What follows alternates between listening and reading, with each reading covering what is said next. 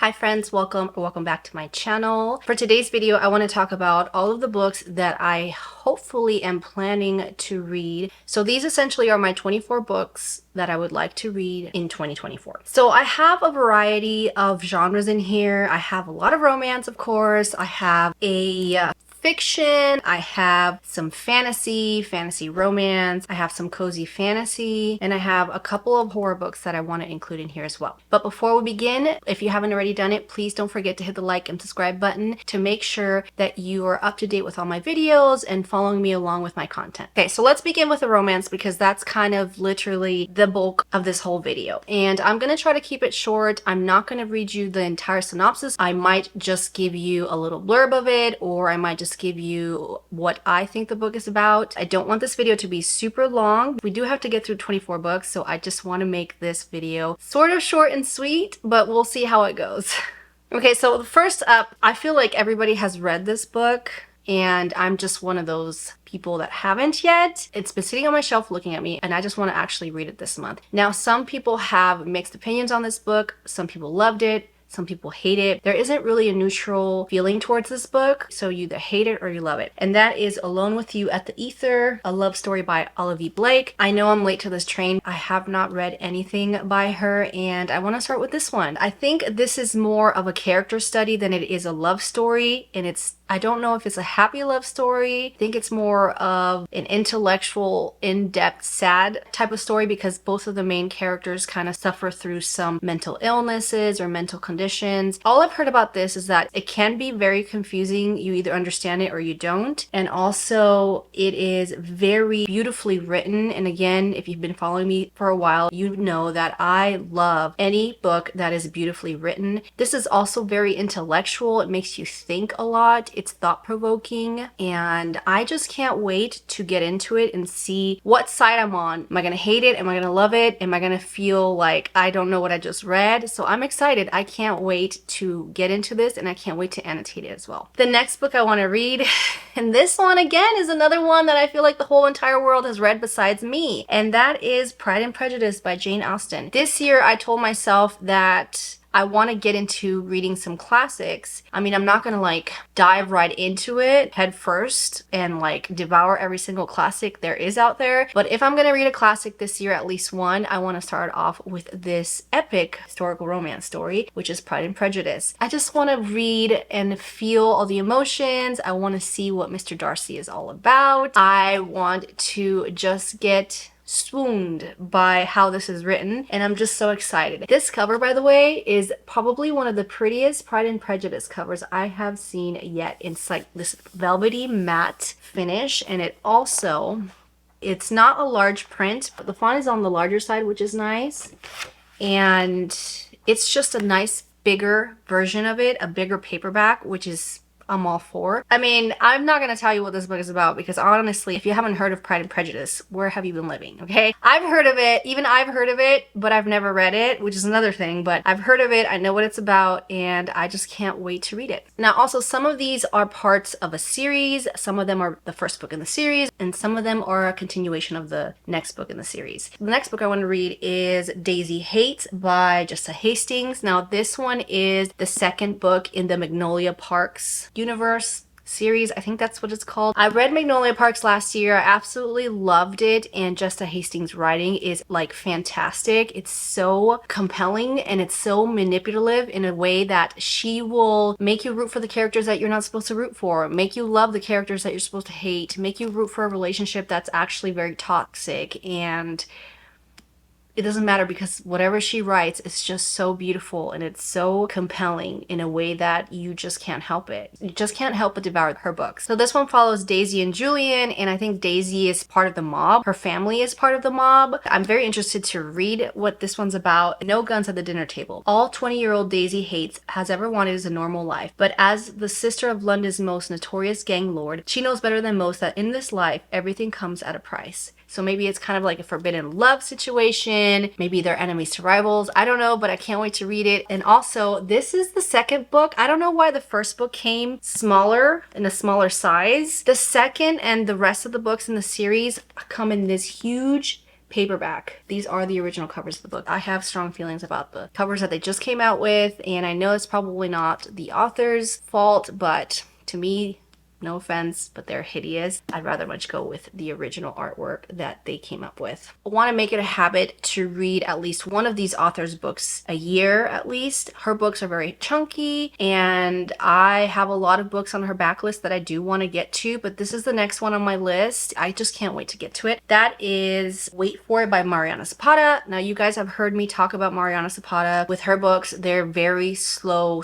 burn romances, but they're so good. The way she writes is so easy to digest, especially given how thick her books are. And it's just interesting because you get to see the characters live their own lives and kind of grow as characters before they get into a relationship and before they admit their love to each other, which is just so beautiful, okay? So beautiful. I think this one's about forced proximity. She ends up living next to him and things go from there. If anyone has ever said being an adult was easy, they hadn't been one long enough. Diana Casillas can admit it. She doesn't know what the hell she's doing half the time. How she's made it through the last 2 years of her life without killing anyone is nothing short of a miracle. Being grown up wasn't supposed to be so hard. With a new house, 2 little boys she inherited the most painful possible way, a giant dog, a job she usually loves, more than enough family and friends. She has almost everything she could ever ask for, except for a boyfriend or a husband. But who needs either one of those, right?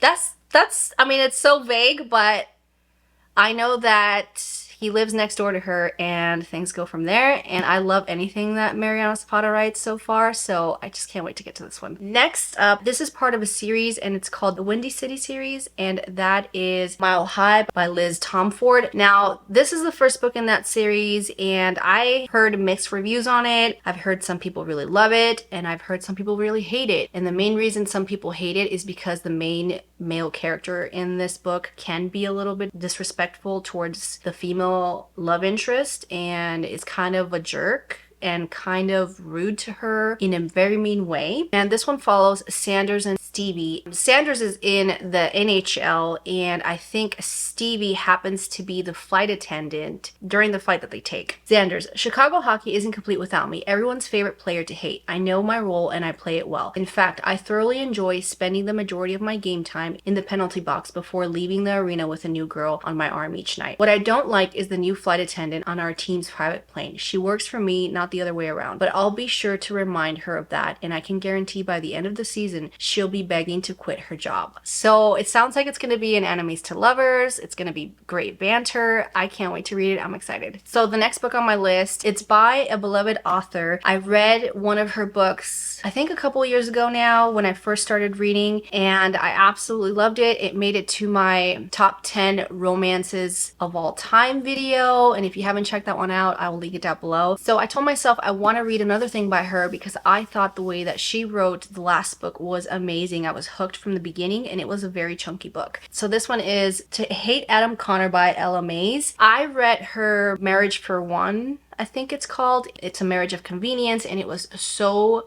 good. I love that book so much. It was so good. This has been sitting on my shelf for quite some time. I've been wanting to read this book. The synopsis of it sounds so funny. In this one, we're following Lucy and Adam is a very famous movie star. He actually happens to live right next door to Lucy. One day, Adam is basically getting it on with another woman, and Lucy just so happens to take a peek and ends up looking at the situation through her binoculars. So Adam's freaked out and he decides to call the cops on her, and she spends a couple nights in jail. And that's basically what the story's about. I can't wait to read this because off the bat, they're not starting off at good terms. It's probably an enemies to lovers, forced proximity because they are living literally right next to each other. I just can't wait to read this. I feel like this book is gonna read different than Marriage of One because Marriage of One was a little bit more slow-paced and more serious when it came to the romance. This one sounds like it's gonna be such a good time. I bet she's gonna have great back and forth banter, which I'm a sucker for banter. Also, it is dual POV, so I can't wait. I'm excited. The next one I want to read is 7 Days in June by Tia Williams. This one I've heard is such an emotional romance about 2 authors who had a relationship back in the day. Something very tragic happened between them that they had to separate. And then years later, I guess they meet up or something like that at a convention. They start writing and confessing their love for each other through their writing in their books. And I just think that whole concept is so interesting and so romantic. I heard this book is very emotional. I heard it's hard-hitting. I heard it makes you cry. I heard there's some trigger warnings in here, and the characters go through so much before they get together, but it's so romantic. It's so beautiful because of the way that they express the love for each other. And if you know me, you know that I'm a sucker for emails, text messages, letters, like anything like that. I know that I'm going to enjoy and I will love. And also, it's not just text messages, it's actual stories and books that they write about each other. That is just, to me, the most romantic thing that you could do. So I'm very excited to read this. Next up is a Lucy Score book, and I've heard nothing but great things about this one, and I'm slowly trying to read her books. All of her books are very chunky, which is fine because I don't mind her writing. I think her writing is very good, but you know, it does take some time to get into her books because they're kind of at a slower pace. But this one, I've heard great things about it. And this one is an office romance, and that is By the Thread by Lucy Score. This one is a grumpy sunshine. Also, they end up working together. We're following Allie and Dominique ends up getting Ellie fired from her job. So already off the bat, she hates him. Come to find out that she gets hired, I think at their pizzeria. I think they own a pizzeria. He owns one with his mom. She gets hired by his mom to work there. And so it is a boss, grumpy sunshine, probably enemies to lovers romance. And I just can't wait to get into this. I heard so many great things about this book. I'm super excited. For this book, I just want to be able to say that I've read every single thing that this author has written. Kind of like my Abby Jimenez obsession. I have literally binged and read all of Abby Jimenez's books. This author to me is the same way. She doesn't have too many books out yet to where I am overwhelmed with trying to get to her backlist, but I know that I want to say that I have read all of her books so far, and that is Ellie Hazelwood. I want to read all of Ellie Hazelwood's books. I just think they're fun. The Love Hypothesis was actually the first romance book I read when I first started to read, and it really got me kind of interested in wanting to read romances. The next book I want to read from her is Love on the Brain. This one I was going to read last year in February, kind of like a Valentine's Day thing, and I never got to it. I don't know why. I do love her writing and I do enjoy her books, but I just don't know why. There's always something that stops me from starting her books. I think it's because she writes a lot of STEM, and her books have a lot of scientific, words in it and a lot of science in it that kind of steers me away from it. I don't know why. I just get scared that I'm not going to understand it, which is the silliest thing ever because I do love her books. I do love her writing. So this year, hopefully next month in February, I will be able to read this one and then go through her backlist from there. I'm so excited about this one. The story follows Bee and Levi. They work for NASA. All I know about this book is that they're arch enemies and they did go to grad school together. I'm not sure if they're going to be competing for the same acknowledgments or accomplishments, but I know that they work together now and they can't stand each other. So I'm excited. I love a good enemies to lovers. The next book on my list is part of a series. There are 4 books in this series. I don't know why I haven't jumped on this bandwagon sooner because I've heard nothing but really great things about this series as a whole. That is the Chestnut series by Elsie Silver. The first book obviously is Flawless, and I think this one is about an agent who gets hired to basically babysit a bull rider who has said some comments about milk or cows or something, basically something that he's been paid to advertise. He's talked very poorly about, and so she is hired to basically babysit him as his agent and make sure that he doesn't slip up or go off the rails or get out of hand. That's pretty much all I know about this book. I've heard really great things about this series. Every person that has read this series has expressed how they're in their cowboy era, how they didn't even know they loved cowboys until they read the series. I'm very excited to read this one. I think this one, I'm not sure if it's an enemies to lovers, but I'm excited. It says, the rules were simple. Keep my hands off his daughter and stay out of trouble. But now I'm stuck with her. There's only one bed, and well, rules are made to be broken. I'm the face of professional bull riding, the golden boy, or at least I was, until it all blew up in my face. Now my agent says I have to clean up my image, so I'm stuck with his ball-busting daughter for the rest of the season as my full-time supervision. But I don't need a goddamn babysitter, especially one with skin-tight jeans, a sexy smirk, and a mouth she can't stop running. A mouth I can't can't stop thinking about, because Summer isn't just another conquest. She sees the man behind the mask and she doesn't run. She pulls me closer even when she shouldn't. She says this means nothing. I say this means everything.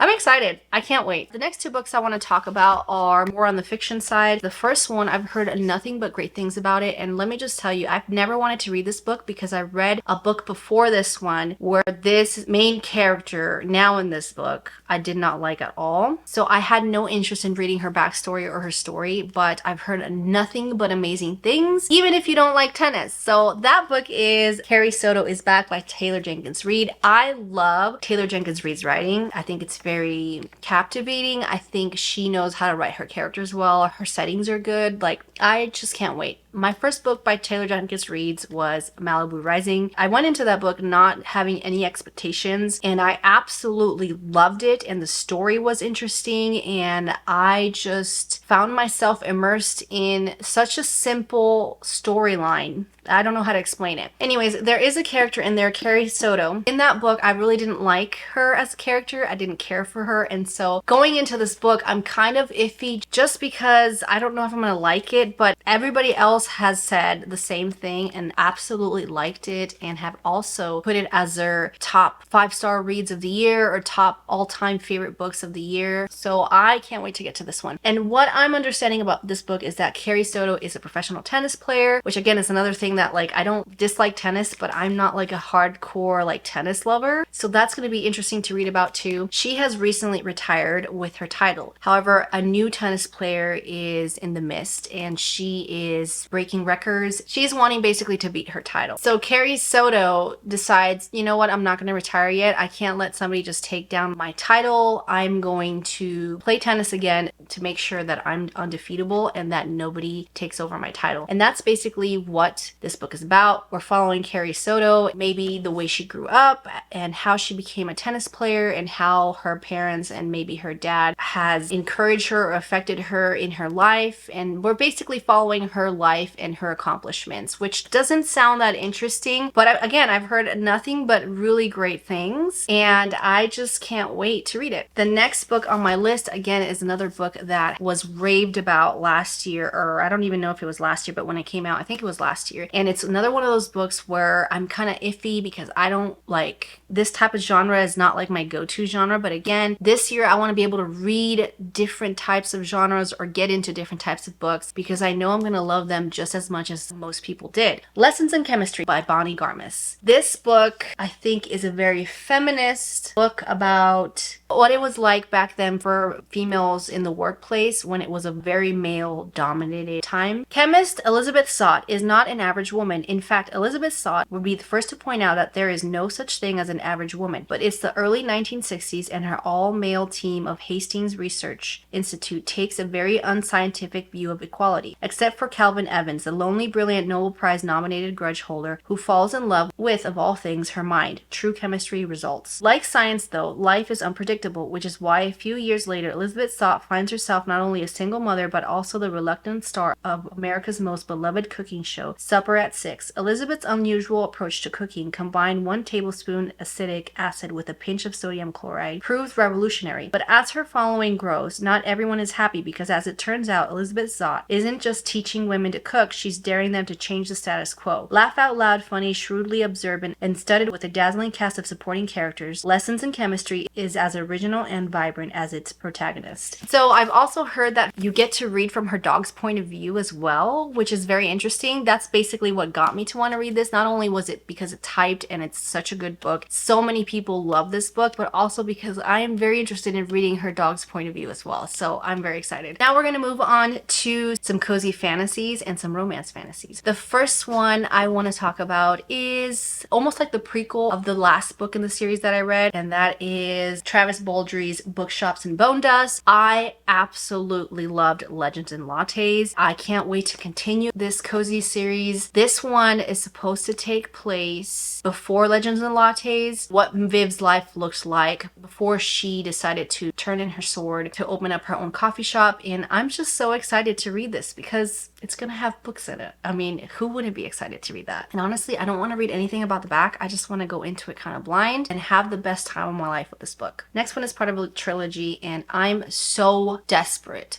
to read the Once Upon a Broken Heart trilogy this year, but I know that I need to read this first before I read that trilogy. First book of the series is Caraval by Stephanie Garber. I actually started reading this and got to page 92 last year. It was very interesting, but for some reason I just wasn't in the mood for it, so I soft DNF'd it. I don't know why I never picked it up, but now that I'm so desperate to read Once Upon a Broken Heart, I really just want to get to this trilogy, and I've heard really great things about it. And I think this is about a magical carnival. That's basically all I know about this book. Scarlet Dragna has never left the tiny island where she and her sister Tella live with their powerful and cruel father. Now Scarlet's father has arranged a marriage for her, and Scarlet thinks her dreams of seeing Caraval, the faraway once-in-a-year performance where the audience participates in the show, are over. But this year, Scarlet's long-dreamt-of invitation finally arrived. With the help of a mysterious sailor, Tella whisks Scarlet away to the show. Only as soon as they arrive, Tella is kidnapped by Caraval's mastermind organizer, Legend. It turns out that this season's Caraval revolves around Tella, and whoever finds her first is the winner. So it's got a mystery in there. It's a magical once-in-a-lifetime show or carnival. I'm excited. I can't wait. The next book I want to read is Powerless by Lauren Roberts. It's a fantasy romance described as kind of like the Hunger Games because there's trials, but I've heard really great things about it and I can't wait to read it. Only the extraordinary belong in the kingdom of Elia. The elites have possessed powers for decades, gifted to them by the plague, while those born ordinary are just that, banished from the kingdom of Elia and shunned from society. No one knows this better than Hayden Gray, an ordinary posing as a psychic to blend in with the elites. When she unsuspectedly saves one of Elia's princes, Kai Azer, she's thrown into the purging trials, a brutal competition showcasing the elite's powers. It's about a girl who basically isn't ordinary. She has no powers and she kind of poses as one of the elites. Now she's getting thrown into trials and she has to basically prove her powers and show her powers. So that's very interesting. I can't wait to read it. I heard great things about this one. So this year I told myself I was going to finish the Letters of Enchantment series by Rebecca Ross, and I did. It was the first book I read in January, one of the first books I read in January, and just so stunning, so beautiful, and I'm so sad that it's just a duology and there's no more books in the series. I told myself I want to read something else from Rebecca Ross, and so the next book on my list of hers is A River Enchanted. This one I think is more of a folklore fantasy and it has musical elements. That's all I know about it, with lush world building and lyrical prose. I mean, just that right there, I'm already intrigued. I have no idea what it's about and I'm not going to read you the back because I kind of just want to go in blind. I've heard great things about it. I've also heard that some people don't really like this type of fantasy, but nonetheless, I'm excited to read another one of her books. Okay, so now we're moving on to our thriller and our horrors, and I only have three main ones here because I have another one that's kind of like a horror, gory. It's more fantasy, epic fantasy, so I don't really count that as a horror. The first book, I mean, it shouldn't be a surprise to you, and that is Black River Orchard by Chuck Wendig. This book, if you've been watching my reading vlogs and my vlogs, I actually started reading this book back in the fall of last year, and it's so good. It is such a good book. This book is literally about evil apples, and I will tell you, that doesn't sound interesting. Evil magical apples. Let me just rephrase that. Evil magical apples. I will tell you, it doesn't sound that interesting, but it's so freaking good. It is so interesting. It is so beautifully written. It is very descriptive. It literally scares me. The writing is so good that I fear apples. Like, that's how good Chuck Wendig's writing is. The only reason why I soft DNF'd it is because I take my sweet time reading this book. It is so good. I love the writing of it. I love it so much, and it's so dang interesting. I just got a little burnt out by the pacing of it because I want to tab everything. Like, I only got to chapter 31, page 211, and I had to stop because I was getting a little burnt out. This is the kind of book that you take your sweet time with because every other sentence is so lyrical. It's so beautifully written. It's so captivating. It's so compelling. It's so thought-provoking. It's so interesting. It's eerie. It's spine-chilling in like a creepy way, but a subtle creepy way. It's so good. So my goal this year is to finish this book. I really want to finish it. Where I left off, it was starting to pick up, but I just had to soft DNF it because I just wasn't in the mood. I want to give it the time it deserves because it's such a great book. I want to read another book from this author because he's very popular. Last year I read The House Across the Lake and I really enjoyed it by Riley Sager. So this year I'm hoping to get to the only one left, just because I want to read another one of his books, and this one just sounds very interesting to me. This one's following Lenora and Kit, and Kit is like a caretaker that is hired to take care of Lenora, who is now in her 80s or something like that, in a wheelchair, in this creepy house where Lenora's parents or family was murdered. However, she is the only one that survived. Years down the road, the case was closed, but people suspected that Lenora was the one that was involved in these murders, the one that actually might have murdered her family or something like that. And so Kit is hired to care for her. However, Lenora can't really communicate. She kind of talks through a computer or something like that, until one day she tells Kit that she wants to tell her side of the story and what really happened that night of the massacre and how her family was murdered. She knows who did it. I mean, sorry for the Vegas like synopsis or what I think the book is about. I could be wrong. I think that's what mainly the book is about. I'm very excited to read it. I want to read another one of Riley Sager's books, and this one's next. This last book is a horror. It's kind of like a vibe. It's set in the wintry, secluded, up in the middle of nowhere mountains, and it's just interesting. That is Near the Bone by Christina Henry. I've heard that this book is very creepy. It's just disturbing. It's about a married couple who live in this little cabin in the middle of nowhere. All I know about this is that she's dealing with her husband and how abusive he is to her. One day she discovers a mutilated body of a fox outside, so mutilated that it's not like an animal could have done that, you know, maybe something else, something lurking outside the premises that might have done that. And that's pretty much all I know about this book. I don't want to read much into it. I just want to go in kind of blind and get scared out of my mind. Now we're moving on to sci-fi, dark academia, and fantasy romance, all that good stuff. I want to start the series. I don't think I'm going to finish it this year, but I know I want to start it, and I know I want to read at least the first book, and that is Red Rising by Pierce Brown. I've heard so many great things about this series. I'm just so excited to read it. All I know about this is that it's a high sci-fi fantasy. That's pretty much it. I don't know much about it. I know that it can be hard to understand. I know that it's very intellectual, but I don't care. I want to read it. I want to see what the hype is about, and I'm very excited about it. I live for the dream that my children will be born free, she says, that they will be what they like, that they will own the land their father gave them. I live for you, I say sadly. Oh, kisses my cheek, then you must live for more. His wife taken, his people enslaved, driven by a longing for justice and the memory of lost love, Dara will stop at nothing to bring down his enemies, even if he must become one of them to do so. I'm excited. I can't wait. Next up, I want to read House of Earth and Blood by Sarah J. Maas. I can't wait, okay? I'm actually not slowly. I've already read the first 3 books in the Throne of Glass series, which is why it's not in this list, because I know that this year I am going to read Sarah J. Maas's Throne of Glass series. After I'm done reading that, I want to at least start Crescent City, and I can't wait to read this. This is an urban fantasy. That's pretty much all I know. I don't want to know anything else. I just want to be in love with the characters, with the world, with the magic system, and everybody loves this book. Everybody. So I'm excited to get to it. Next up is a book that everybody and their moms has read, except for me, okay? And that is The Invisible Life of Ellie LaRue by V.E. Schwab. I just can't wait to read this. I'm so excited. It's been sitting on my shelf just looking at me, and it's almost like a disservice to the book that I haven't read it yet. And all I know about this is about a girl named Addie who gets cursed by a demon or somebody that allows her to live forever and never grow old, I think. However, with that curse, nobody remembers her after they encounter her. So we're following basically her and her life and how she deals with, you know, everybody else growing old around her and moving on with their lives, and her just being stuck in this different type of world where it's just her and her emotions. That's my very vague synopsis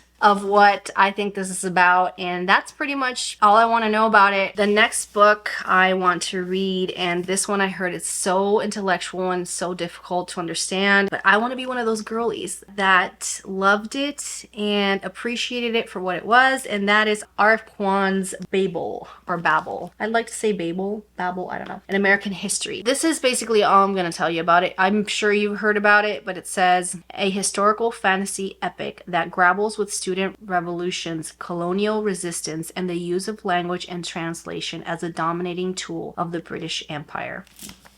That's it. That's all I really want to know about it. I will be listening to the audiobook along with reading along, because I just know that this book is going to make me think a lot. You know, it's going to be thought-provoking, it's going to be interesting, and I really hope I like it as much as everybody else does. And the last book on this list would have to be Empire of the Vampire by J. Kristoff. Now, this one is the illustrated copy, so it's so beautiful. Let's just take a moment to appreciate the naked cover, because this is how it came.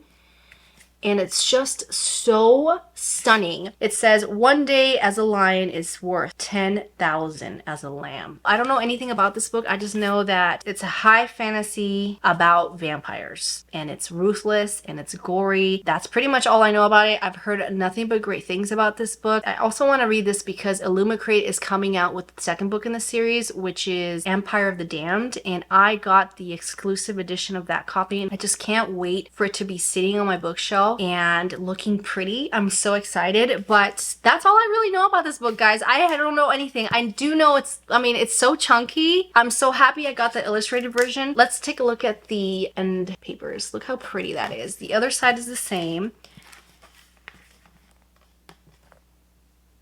And again, all I know is that it's an epic fantasy about vampires, and say no more, okay? Say no more. The first sentence of this book, okay? Let me just read it to you. "Ask me not if God exists, but why he's such a prick." I mean, that is a very, very, like, thought-provoking sentence, okay? That's the first sentence. Since I got the illustrated version, everything is colored. Look how pretty this is. Look at that map. Oh my gosh, it's gorgeous. I can't wait to read this. And I don't want to flip through a lot of it because I don't want to spoil myself or you. Let's look at the first picture. Look how beautiful that is. Yeah.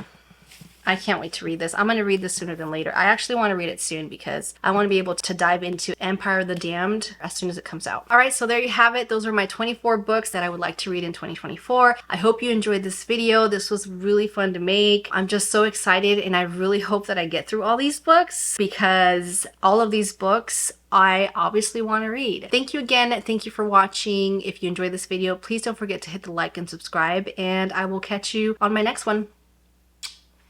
Bye!